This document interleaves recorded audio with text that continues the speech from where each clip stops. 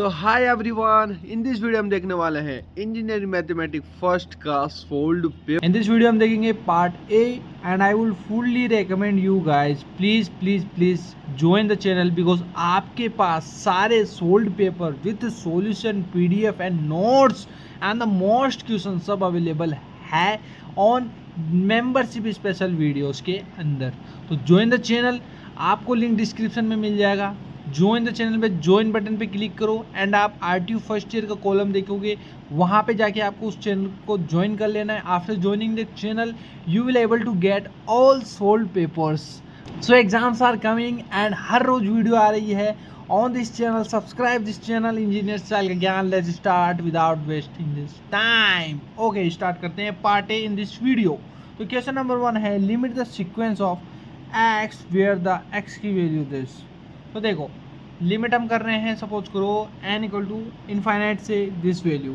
तो अगर मैं इससे n कॉमन ले लूँ, इससे n कॉमन ले लूँ तो n अपॉन n कट गए, ये n नीचे चल जाएगा, ये n नीचे चल जाएगा। तो दिस इज इनफाइनाइट की वैल्यू है, प्लेस कर दो, ये इनफाइनाइट, ये इनफाइनाइट, ये 0 बन जाता है, ये भी 0 बन जाता है। 5/7, 5/7 is your answer. Simple. 2 number वाले में ज़्यादा दिमाग लगाना ही नहीं है। Right the power series expansion of logarithm this log 1 plus x, x minus x square by 2, x 3 by 3, x की पावर 4 by 4। वी नो, हम सब जानते हैं। एक चीज़ तो ये होती है कि हमें पता नहीं, कोई भी क्वेश्चन करते तो हमें ये लाइन जरूर मिलती है कि वी नो डैट। क्यों? क्योंकि आपको सारे फॉर्मूले याद होने चाहिए किस क्वेश्चन को कैसे करना है। तो we know this F of 0 plus x 1 time, 2 time, then 3 time. Okay, this is the thing. Now F of x क्या है यहाँ पर? log 1 plus x. F of 0 क्या हो गया? 0 यहाँ पर प्लेस करो तो log 1 की वैल्यू 1। डबल के लिए फिर आपका वही डिफ्रेंशिएशन करना पड़ेगा, ट्रिपल के लिए डिफ्रेंशिएशन करना पड़ेगा। तो this is 1 time. Okay, this is 1 time. तो आपको क्या होगा, ईच टाइम डिफ्रेंशिएट करके जो वैल्यू निकलती है इसकी डिफ्रेंशिएट करने के बाद, सो दिस इज द वैल्यू 1 की, 2 की, 3 की, 4 की। 4 टाइम, 3 टाइम ये आपने डिफ्रेंशिएशन किया अलग अलग। एक्स की वैल्यू पता है, एफ ऑफ एक्स की वैल्यू पता है आपको, तो you will put this value. So now last में अगर आप देखोगे तो ये क्वेश्चन ये बन गई है और यही हमारे क्वेश्चन में गिवन थी क्या। सो दिस इज सिंपल। यही इक्वेशन लास्ट में बनी है जो हमारे क्वेश्चन में भी गिवन थी। सो दिस इज सिंपल। 2 नंबर के क्वेश्चन आते हैं, छोटे छोटे आते हैं, इसमें ज़्यादा दिमाग आपको लगाना ही नहीं है। स्टिल कुछ चीज़ें इंपॉर्टेंट आ ही जाती है, like this question. So question number 3, आपको ए ऑफ एन में फोरियर सीरीज के अंदर दिस फंक्शन में -π से π के बीच में चीज़ें सॉल्व करनी है। तो x प्लस एक्स की पावर 2 है। आपको मैं एक चीज़ बता दूँ, this is the formula of Fourier series. Always remember, हमेशा याद रखोगे। रेंज आपकी यहाँ पर इन्होंने दे रखी है। So let's follow this range. तो ए ऑफ 0 की वैल्यू ये होती है, याद रखना, ये वाली 1/2π -π to π f of x d x. Okay, f of x की value x plus x square. Okay, so इसका डिफरेंशिएशन करा, ये वैल्यू इसमें पुट करी, ए ऑफ 0 की वैल्यू आ गई π की पावर 3/3। ए ऑफ एन की वैल्यू होती है 1/π -π to π f of x cos n x d x. Okay, ये वैल्यू पता है, यहाँ पर पुट कर दी, इसको सोल्व कर दिया। After solving this, so 2 values will lie. अगर -a to a है और अगर ओड है तो 0 हो जाएगा। And if this is even है तो 0 से a के बीच में 2 आगे हो जाता है। तो यही यहाँ पर हैपन हुआ है। तो ए ऑफ एन की वैल्यू आ गई 2/π 0 से π x square cos n x. ये क्वेश्चन आगे बहुत बड़ा निकल सकता था, बट क्वेश्चन को अगर ध्यान से पढ़ेगा तो इवेल्युएट करना है ए ऑफ एन को ओनली, वरना आप ये पूरा इक्वेशन सोल्व कर सकते हो। जो अपन आगे आने वाले पार्ट बी और सी में क्वेश्चन है उसमें अच्छे से समझा दूंगा आपको ये कैसे है। तो उसके लिए आपको चैनल ज्वाइन करना ही होगा।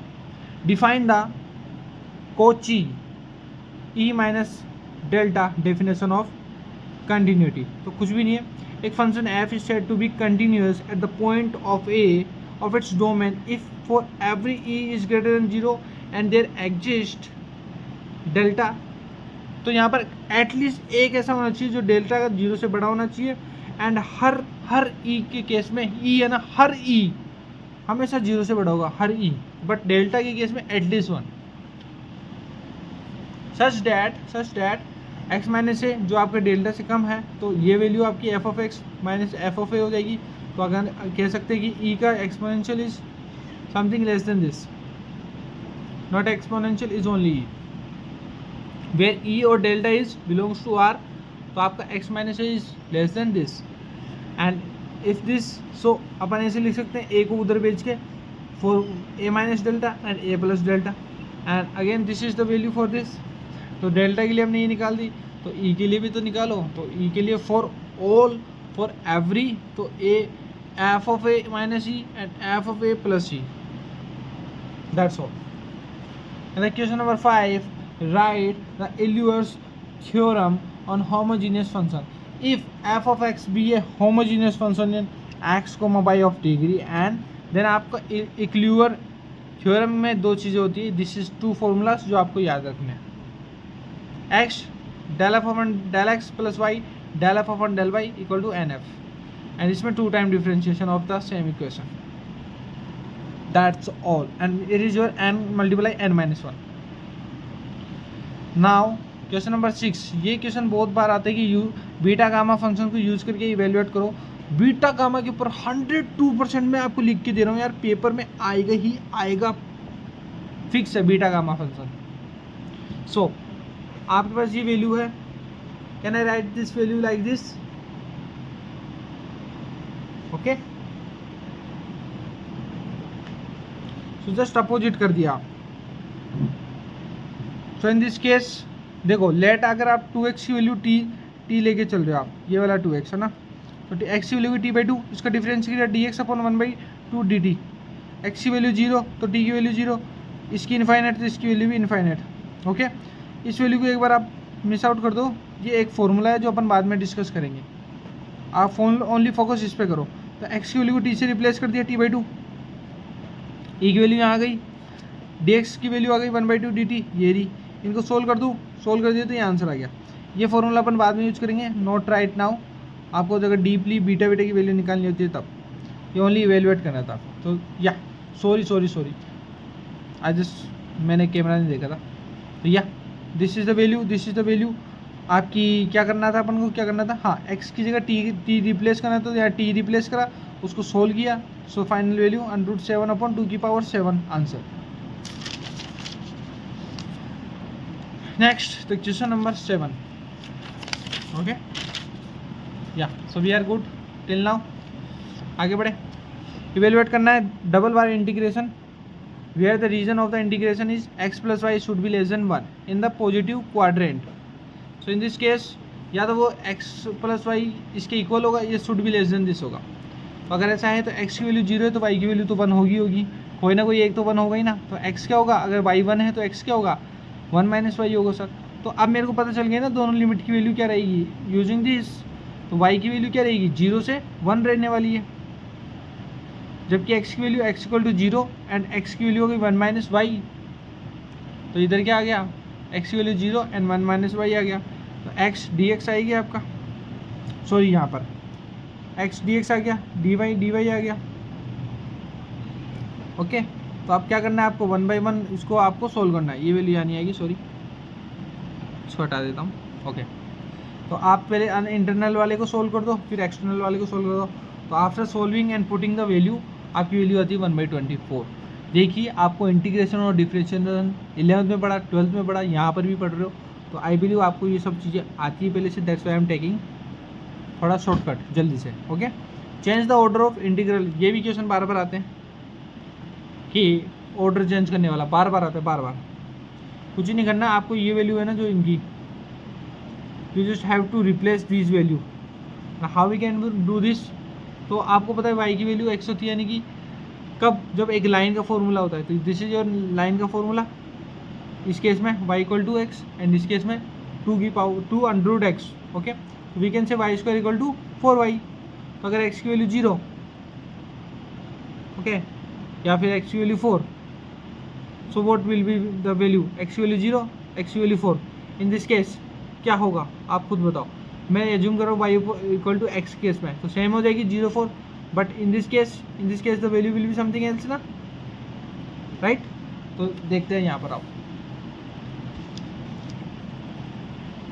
या x = y, y = x, तो 0 तो 0, 4 तो 4, ये चीज़ क्लियर है. x की वैल्यू 0 तो y² = 4x, y की वैल्यू 0, x की वैल्यू 4, 4 इंटू 4 16, 16 का अंडर रूट 4, वाई की वैल्यू 4, तो 4 4, तो वही वैल्यू हो गई 0 0 4 4। तो या दिस इज योर 0 0 4 4, तो प्लस माइनस के केस में हैंडल हो सकता है। तो हम कह सकते हैं एक्स की वैल्यू हो गई वाई स्क्वायर बाई 4, तो ऑर्डर चेंज करना है तो एक्स की जगह वाई की जगह एक्स। तो इधर देखो ध्यान से, देख रहे हो, एक्स की वैल्यू 0, वाई की वैल्यू क्या, वाई स्क्वायर बाई 4, ये आ गया आंसर एम फॉर दिस 0 4 0 4। सो या इस बार भी इसकी वैल्यू बदल गई तो 0 4 हो गया। Okay, this is value will be same. तो आपने क्या कर दिया, इसका ऑर्डर बदल दिया। दिस इज द क्वेश्चन, ये भी बहुत बार आते हैं, ग्रेडियंट वाला क्वेश्चन ये कई बार आ गया एग्जाम में, इस बार भी चांस आने के। और पार्ट बी और सी में कौन कौन से इंपॉर्टेंट है वो भी मैं बता दूंगा into the exclusive video with most question and notes, hand written notes. Okay, so this is the F की वैल्यू, जिसमें आपको डी ऑफ एफ के एट पॉइंट दिस पे फाइंड आउट करना है। तो आपके पास ये वैल्यू गिवन है और आपको ये वैल्यू पॉइंट गिवन है। तो डी ऑफ एफ क्या होता है, ये होता है आपका डेल्टा ऑफ डॉट दिस। तो डेल्टा की वैल्यू ये होती है, देखो देख लिया, और वाई की वैल्यू है। आप इससे मल्टीप्लाई कर सकते हो, तो ये बन गया ना, आई को आई से, जे को जे से, के को के से कर दो मल्टीप्लाई, और कुछ ही नहीं करना। फिर ये इससे वैल्यू हुई, ये इसकी वैल्यू, ये इसकी वैल्यू, आपस में डिफ्रेंशिएशन कर दो। दिस वैल्यू पड़ी है 3 -1 -2, सोल्व करो, आंसर आ जाएगा फाइनल 57 आ गया मेरे केस में। क्वेश्चन नंबर 10 कहाँ है, state the Stokes theorem. Stokes theorem is something, अगर आपका एफ और डी आर कोई वेक्टर में डिस्टेंस है आर, ठीक है, उसका vector multiplication will be equal to the double integration of curl F dot N D S होता है। तो ये तुम्हारा हो गया क्या, gradient multiply by F entropy N D S हो गया। तो यही इधर वैल्यू दे रखी है, अगर आप इसको पढ़ोगे सिंपल। तो ये थ्योरम्स वाले जहाँ थ्योरम्स है ना आपके पेपर में, जहाँ आपने पढ़ी है तो फर्स्ट ईयर में, सारे थ्योरम्स की थ्योरी पता होनी चाहिए, क्या क्या कौन सा किसका फॉर्मूला है, विच इज़ इंपॉर्टेंट। एग्जाम में 2 नंबर 4 नंबर 10 नंबर में आ ही जाते हैं और आपको लिख के आना ही पड़ता है। तो I will fully recommend you कि आप ये थ्योरम वाले क्वेश्चन तो जरूर करके जाओ। अब मिलते हैं भाइयों पार्ट बी वाली वीडियो में, जल्दी से चैनल को ज्वाइन कर लो और आ जाओ वहाँ पर, जहाँ पे अपन बहुत खतरनाक धूमधाम एक्स्ट्रा लेवल के काम करेंगे with most question and notes. जय हिंद जय भारत, मिलते हैं नेक्स्ट वीडियो के साथ में।